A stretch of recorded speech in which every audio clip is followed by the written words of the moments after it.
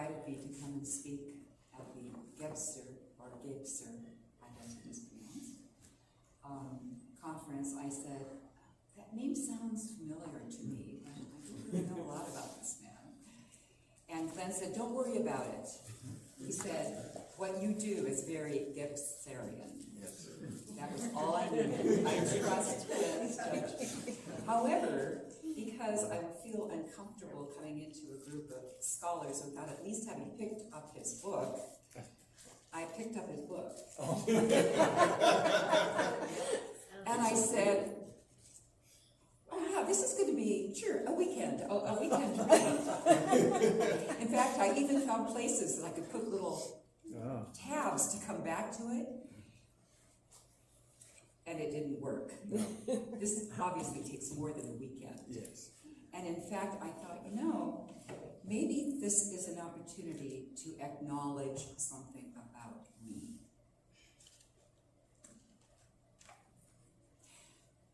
I am a visual kinesthetic learner.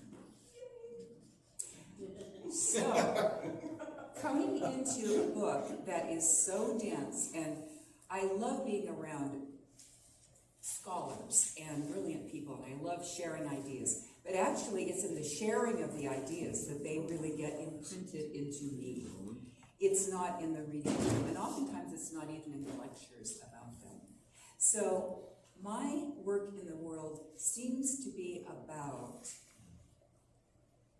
impacting the other levels of embodying the deep time story.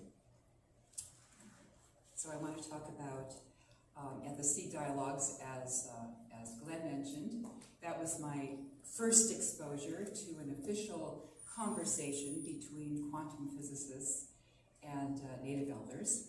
But one of the things that they pointed out right away is that time is what Westerners are obsessed by, and that place is what indigenous people are focused on. And that makes sense. Indigeneity, after all, has to do with placement within a particular location.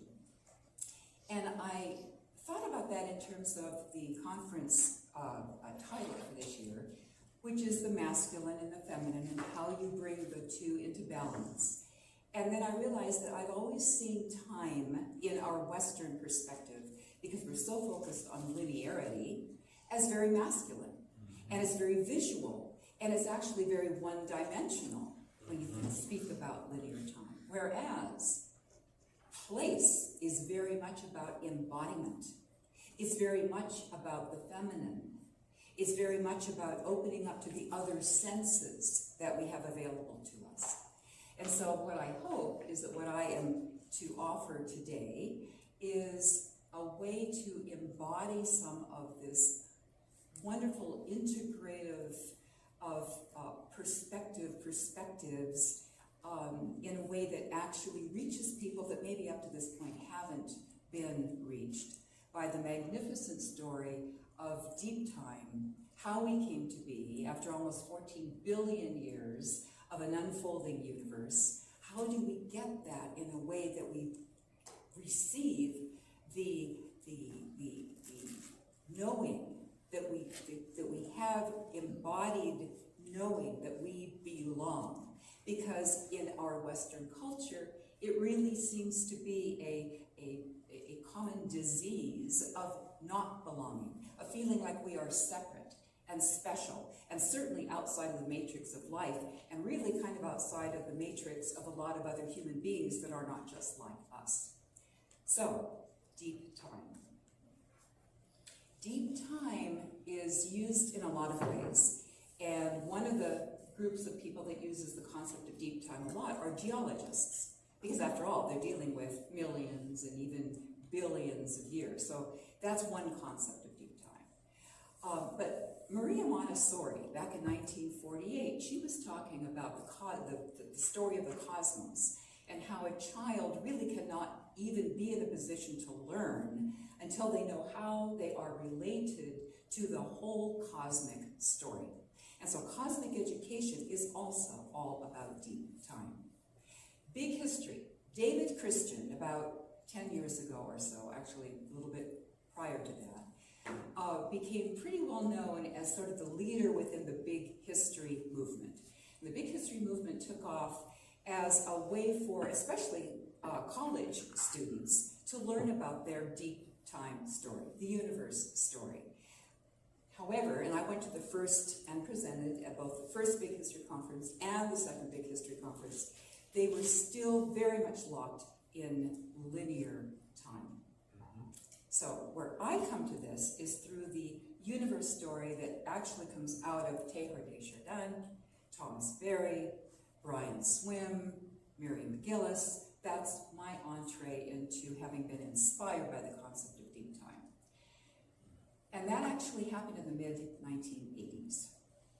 So I've been sort of immersed in it, but not spending a lot of time. I'm really immersed in this Western culture, and it's hard when you are coming up with another sense that this is something that needs to replace this Western perspective, but that's what you're getting inundated with 24/7, is the other perspective of time and not belonging. In fact, you've got a whole economic system that depends on you feeling like you're not enough, that all you can do is go out and buy more so that you can be enough. And there's so much that could be said about that. But in any case, that is my connection to deep time. Okay, everybody here knows that English is a language of nouns, and that indigenous languages typically are languages of verbs, and not just indigenous languages. I've been told that there are others as well, but the Western perspective, I am convinced, after having attended a couple of the Language of Spirit seed conferences, that our language actually defines what we are able to take in by way of information. And when you live within a language of nouns, you experience the world in concrete, framing, stable images. And somehow what goes with that is a sense of, I need security, I need to hold on to what I've got. There's this whole sense of needing to protect yourself and what you've got when you live in a language of nouns, just saying, especially if you've got an economic system that says that you're not going to make it on your own, you're going to need help from all these people who want to sell you something. Sorry, I just have to put that in. If anybody wants to know, in our universe of nouns, if we have an obsession with time, let's just look at how frequently the nouns are used in the English language. The number one noun in the English language is the word time. And actually, when I've written things that haven't had anything to do with deep time, and I look over what I've read and I start counting the numbers of, sometimes they're in compound words or whatever, but it's astounding how often we use that term. The third most common noun is year. And the fifth most common noun is day. Yes, we are obsessed with time. But we are obsessed with chronos time. We are obsessed with the time that is sequential. Cause-effect. Focus on progress. That is the kind of time that we are obsessed with. And what I want to be doing a little bit of in this presentation is to speak about kairos time. However, this is the time of chronos, where the past goes into the future, and the now is somewhere along this line, but somewhere along the line. The line is moving, or you better be moving. Because if you don't keep moving, there's a train that's about to come right over you and snuff out the present moment, snuff you out, and you better keep moving. So, when you've got somebody who's in this perspective of having to always stay in motion, there's several things that happen. First, there is no place on this line. You can't ever pause in place. Number two, you get to leave everything that you've ever done, or that your ancestors have ever done. Think now colonization. You get to leave it all behind. And if anybody asks you the question, well, gosh, there are a lot of upset people about what happened 500 years ago or 300 years ago or whatever, and you go, why are we focused on the past? Let's just keep focused on the future. Let's see what we can do now. This view of time reinforces that sense of, it's not my responsibility. And then finally, there's this perspective of progress. Like you just keep your eyes on the prize and you just keep going. And when you gotta keep going, there is no way that you can take in any input in the present moment because you're focused out there. And here's the piece that I'm really concerned about, especially for our younger generations who are so filled with despair. They know that there are about 20 ways that they can name that could end the life support systems on this planet the way we know it. They get it from the collective unconscious, but they get it definitely through the media, and they get to experience it every day. There's this sense of doom and gloom because we know if we continue down this track, we know that there is a cliff. We all know it. And in fact, it's one of the reasons we don't want to stop and actually consider where we're headed. It's like, you gotta keep going, you gotta keep going, you gotta keep going. Now think about what happens. This is about momentum.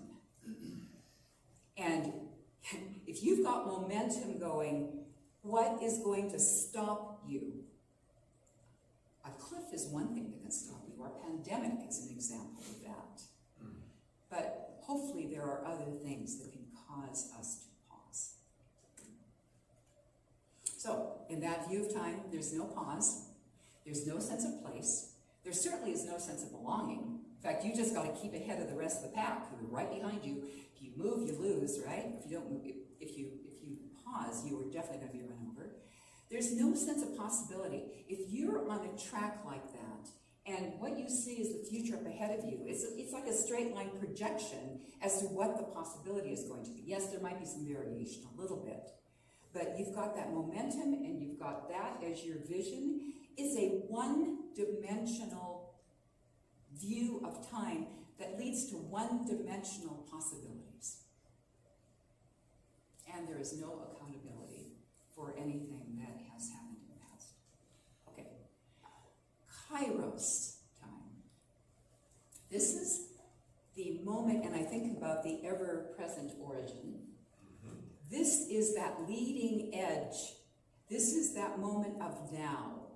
This is that present listening to what is coming together to feed this emergence.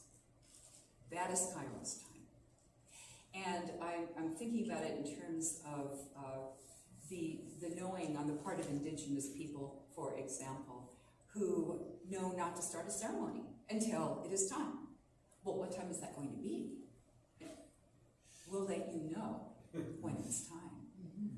Because you have to line up, you have to be open to knowing that that moment of emergence, which required all these different pieces to come together, that are outside of your control, that are very important for you to be attuned to listening for, those are the pieces that need to come together in order for a new emergence to come forth. And the way that you can view time in order to encourage this kind of listening is to see the entire past as surrounding you, leading to this present moment of emergence. Brian Swim, as I mentioned, who is one of the translators of Thomas Berry, speaks about the power of centration. This really is, I realize that my work in the world has been for decades about centration. And I'm sure it comes about because I started out, as probably many of us have, as feeling like I didn't really belong. And when you feel strung out on a line, how can you belong? And so, but what Brian says is that from a quantum physicist's perspective, the universe absolutely centers on individuals. It's an omni-centered universe. There's no location in the entire universe any more central than any other location. We're going to get into that here in just a minute.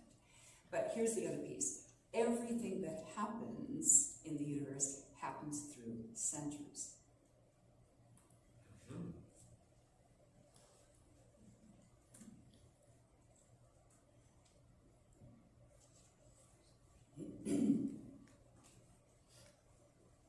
So, here we are, standing in the center of all time. Our bodies. Yesterday we spoke quite a bit about the need to embody, and let's embody time in place. And now, let's image time, the past, as being at the bottom of the mountain. And now you're spiraling up. You've hiked all day long and you've reached the top of the mountain. And there is no place else to go. You have to pause.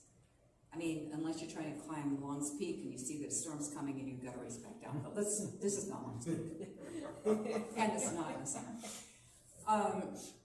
But while you are there at the top of the mountain, while you're there in the center of a spiral, there's this pause point of, I have arrived.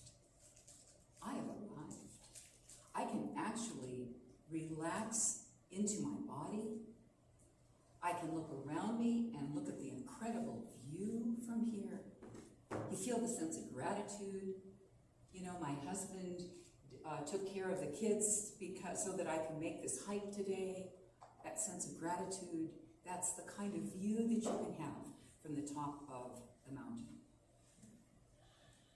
So, there's the opportunity to pause, to reflect, to get a sense of the place, a sense of belonging, and being embodied.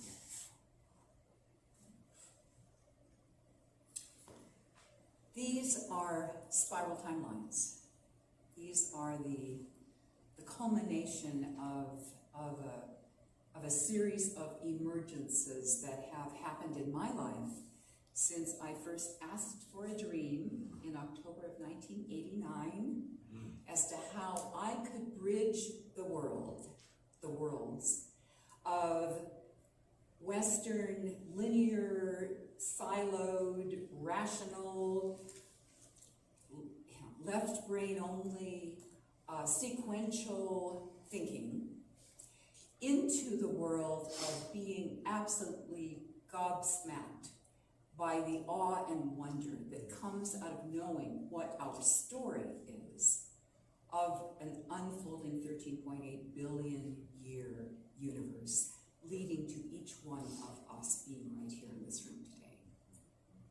Like the amazement of that. And what was given to me when I implored the universe to give me a vision was that I was covered that night in my dreams, covered with brightly colored slinkies. So I woke up the next morning, my first slinky. I called my staff and I said, I won't be in today. See y'all tomorrow. You know where I am. And I was on the phone all day to various reference librarians, giving me dates as to when the first fish emerged, when the first died. And I put it all, I measured everything out. I had this slinky, and on the other side I put my ancestors. And so the ancestors were meeting the Big Bang. I mean, that was a slinky. In fact, that is my dream still, is to have at some point every child at their birth receive a slinky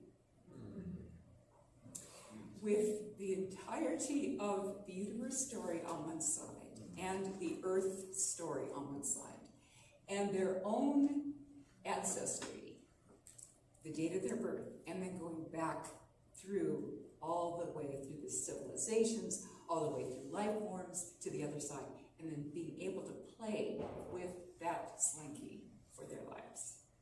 That is my dream. Somebody, please take it and run with it. Okay, time spirals. It's all about Kairos time. It's all here now centered.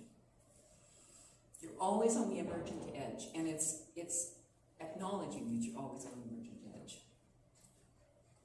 You're always on the emergent edge. That gives you a sense of agency. I mean, look, you're here today. It took 13.8 billion years for you to be here. It meant that none of your ancestors left their bodies before you and your parents and your grandparents and your great-grandparents were able to continue that lineage. It's a privilege to be alive today. And that gives you a sense of agency. Look what it took. Wow, we are survivors. It definitely gives you a sense of participation. You're not on the outside looking in. I was thinking about what happened when we had the first shots of Earth from space. And I mean, people, it's like, oh my God, I mean, so many mystical experiences. I would sit in front of a poster of Earth from space and cry for hours because of my disconnections. Like, oh my God, there we are. And then you saw the greenwashing of everything that took over in our culture. Because, and I'm convinced of this, it has a lot to do with the fact that we were looking at Earth from space. We were being observers of. And what we needed to do, and what we need to do, is to become participants within. Come back to Earth. Look around. Claim where we are. And that will bring about a sense of belonging. So, we belong to the universe. This is the first of the 6 spirals that I've created, which are all here, but they're going to be easier for you to look at up here. So we belong to the universe. It took 9 billion years of star evolution. This goes into the different sizes of stars and what are some of the chemical or some of the elements that emerge from different sizes of stars. I worked with an astronomer on the science of this particular one.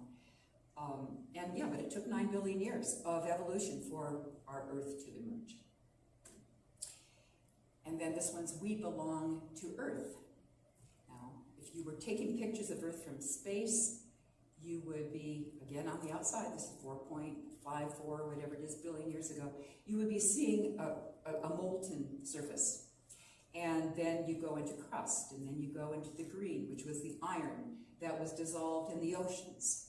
And eventually you had the cyanobacteria and all of that. You started getting photosynthesis. The atmosphere cleared.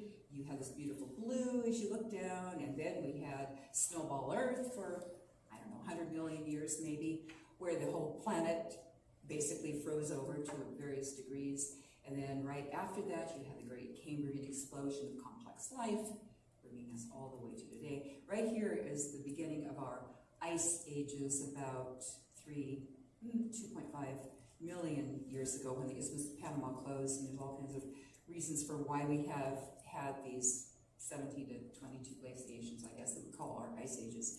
But they're all contained within this very tiny time frame, which is leading us to now.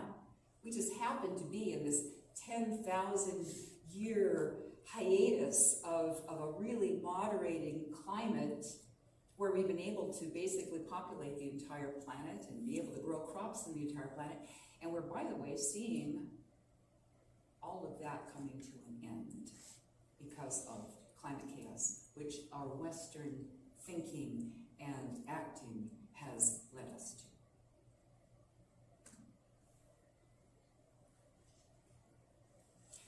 We belong with all life. This takes about the Cambrian period up to today.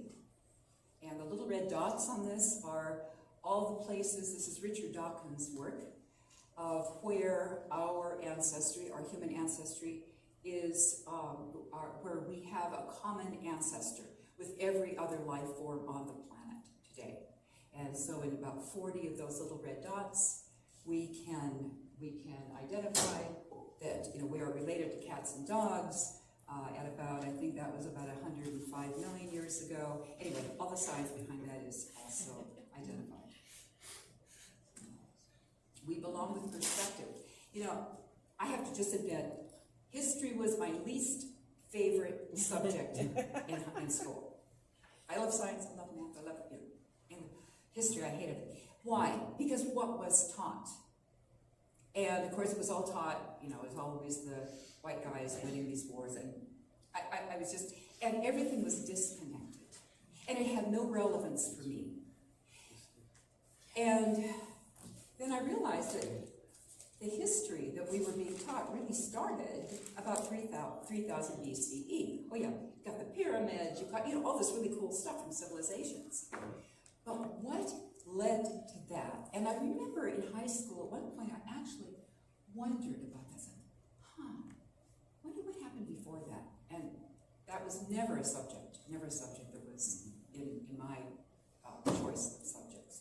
So what I did with this one is I took the last 5,000 years, summarized that, and then did the powers of 10, so that we begin to see what happened in the last 50,000 years, the last 500,000 years, the last 5 million years, the last 50 million years, the last 500 million years, the last 5 billion years. The last 5 billion years was just as our star sun was coming to be, and we came to be shortly thereafter as a planet. What we speak about and what I learned about as history is only 1/1,000,000th of Earth's story. This one's called We Belong with Generations Past. This just starts at 1650 and goes to today, just taking examples of events that have happened around the world, bringing us to this moment. This one I always encourage people to personalize these. So like, if you are a historian, a local historian in a town on the East Coast, you can write in with ultra-fine Sharpies, because it'll wipe off with alcohol, because these are all laminated, so you can work with them. You can write in what happened in your town. You can write in, like, what was going on when such and such was going on elsewhere in the world, and make this very personal to place. You can also make it very personal to your ancestors. Here you are, in the center, the day you were born. And in this view, you are then surrounded by your 2 parents, and your 4 grandparents, and your 8 great-grandparents, and your 16 great-great-grandparents, 32, 64, 28, and so on. Just 12 generations into your past, there are more than 8,000 direct ancestors responsible for you being here today. Just 12 generations past. If any one of them hadn't lived, you couldn't be here. So when there's that opportunity to ask for the ancestors to come into a room and to hold the space, all of our ancestors, to hold the space for each of us to emerge in a way that we can best serve what is needed today. It's helpful to have an image of being surrounded by the ancestors. I've encouraged the Montessori teachers to do a sort of walk through the ancestors for the children in their class. Have the child be in the center, and then have the story be told, and actually have them walk into the center, learning their story, and learning what was going on when their great-great-great-great-grandfather was alive. And in fact, as I told you before, I hated history. I did a presentation at the National Montessori Conference back in 2015 in Philadelphia. And I said, maybe I can use the whole Declaration of Independence, yada, yada, yada, as a way into history that I hated when I was going to school. Oh, God, it was amazing. My ancestors were, at that point, in 1776, in Sweden, in Germany, not Germany then, and in England. And so what I did is I said, okay, what was going on in each of those locations in 1776? And so I did the research on that. There were amazing things. I was able to share that with a group of people. I said, this is the way into history, is through your ancestors. I mean, it came alive for me. Like, now I really feel like I've got a sense of Sweden. And I mean, these stories they're magnificent. And one of the things I'm thinking about is, how could my ancestor, just image that, how could they have lived through the way people lived in the cold, and recognize that out of the 32 or whatever it was ancestors that would have been in a particular location, I'm sure that they went, across the board, but most of them were probably deeply poverty-stricken peasants, because most of the people back in those days were. And of course, when we do our genealogy, everybody likes to look for, I'm related to such and such a king and such a queen. Let's get real. And that way opening up to some compassion for what people back then were facing, and they were able to do it. And by God, maybe that gives me a sense of agency for us being able to, wow, maybe there's some things we are capable of that we have no idea of until we're faced with those challenges. Back up to the top of the mountain.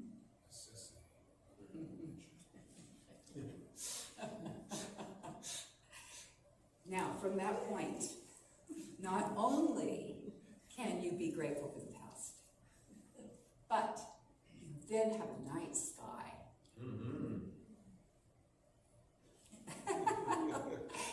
And as Sherilyn described yesterday,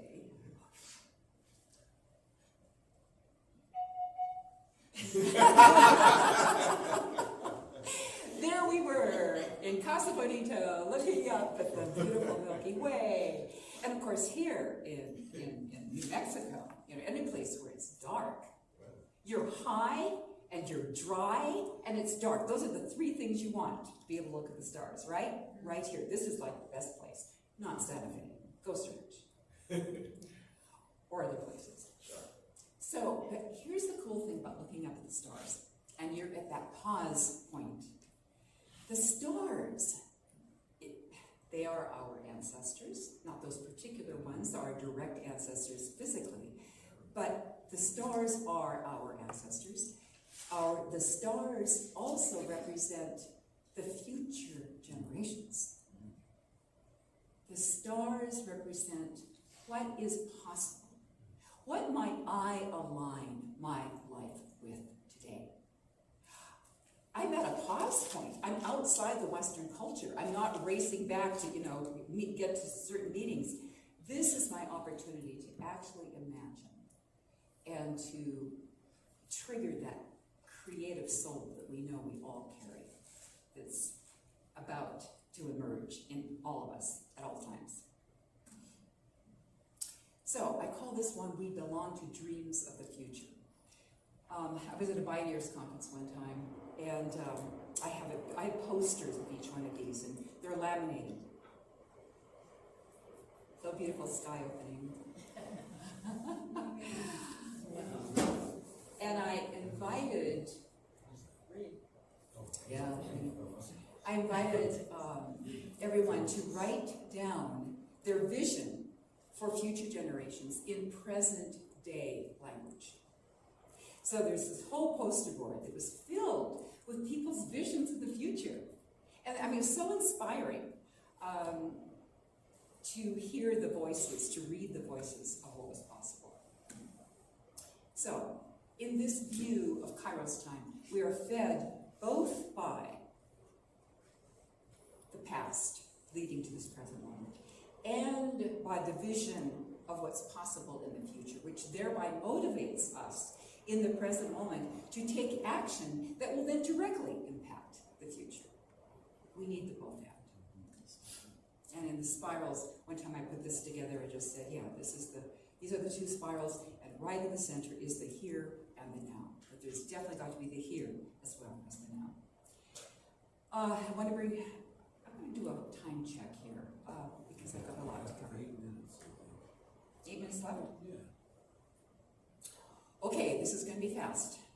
Infinity of time. Infinity, all right. It's okay. This is Pablo Carlos Vidasi.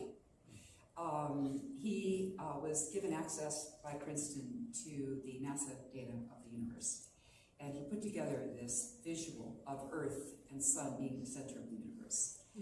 And this is, I remember reading people's comments when this came out in 2014 or whatever it was, and people were astounded and go, no, we can't be the center of the universe. We just went through all that, right?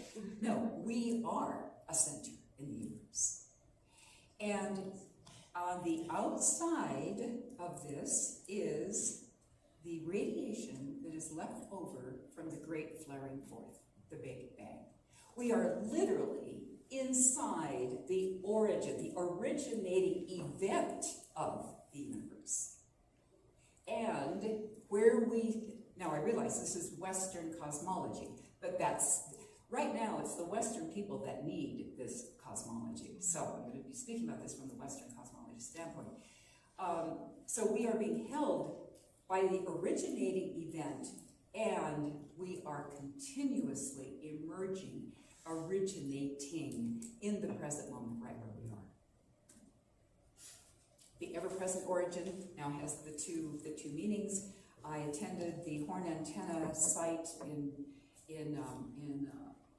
April, the 60th anniversary of Penzias and Wilson's discovery, two radio astronomers' discovery of the background radiation, which, by the way, right now, right here, where we are being impacted by that background radiation.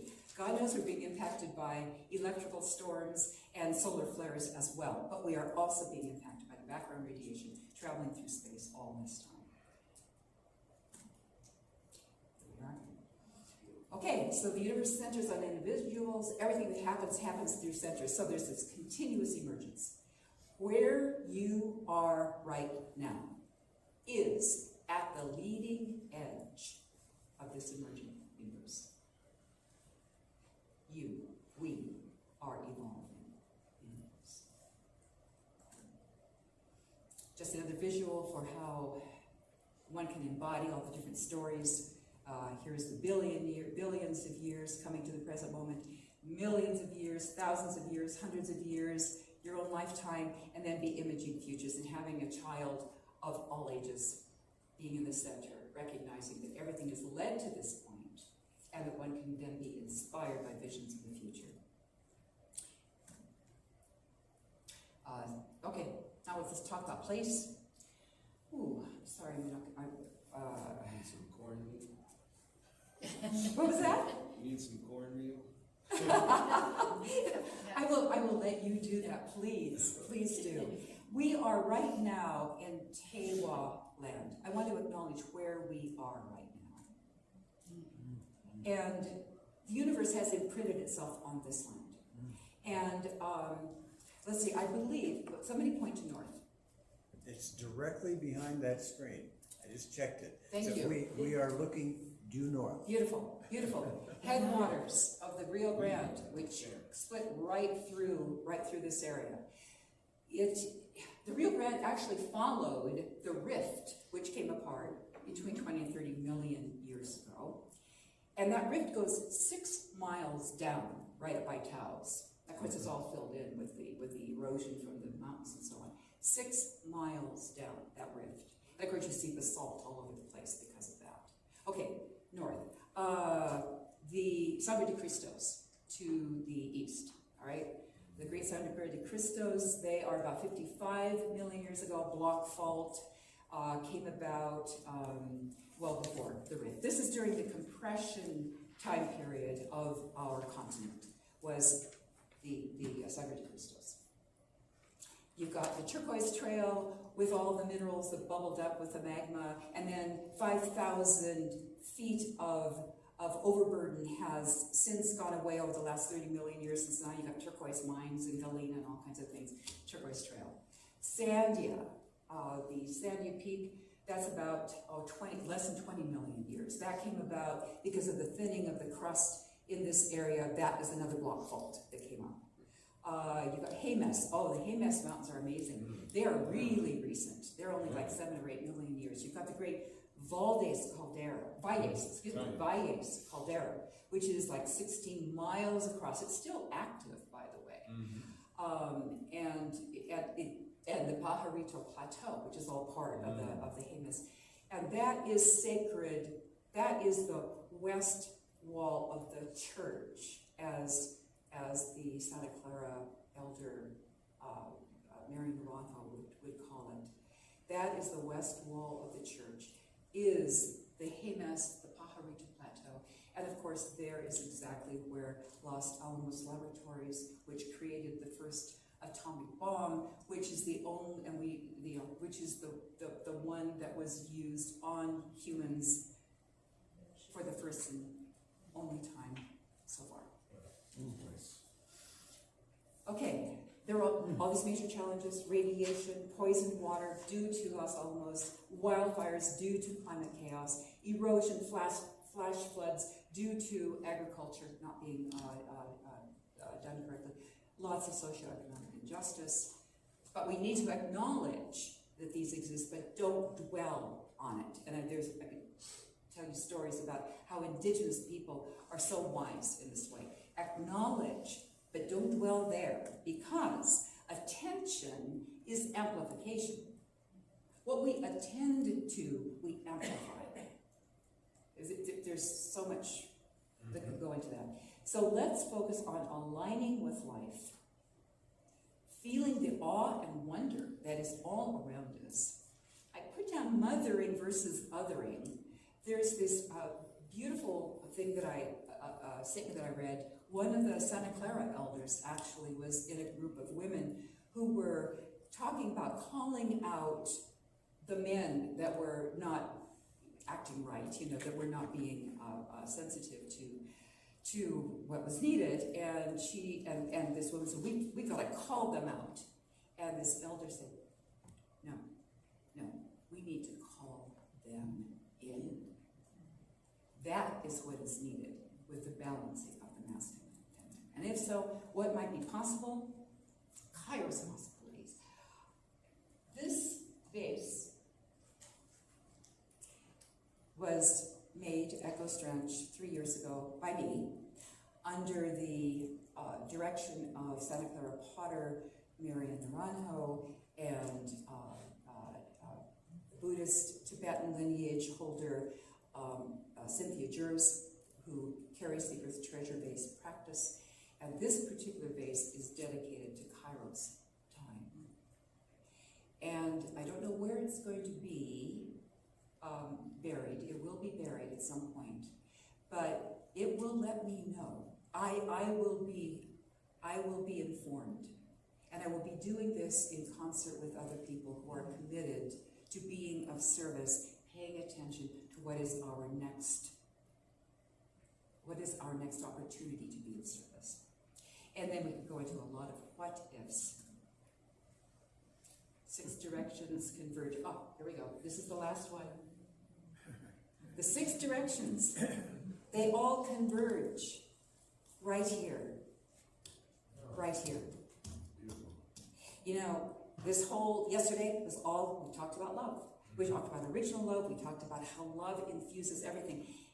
And we talked about love is the most powerful direction, the most powerful energy in the universe.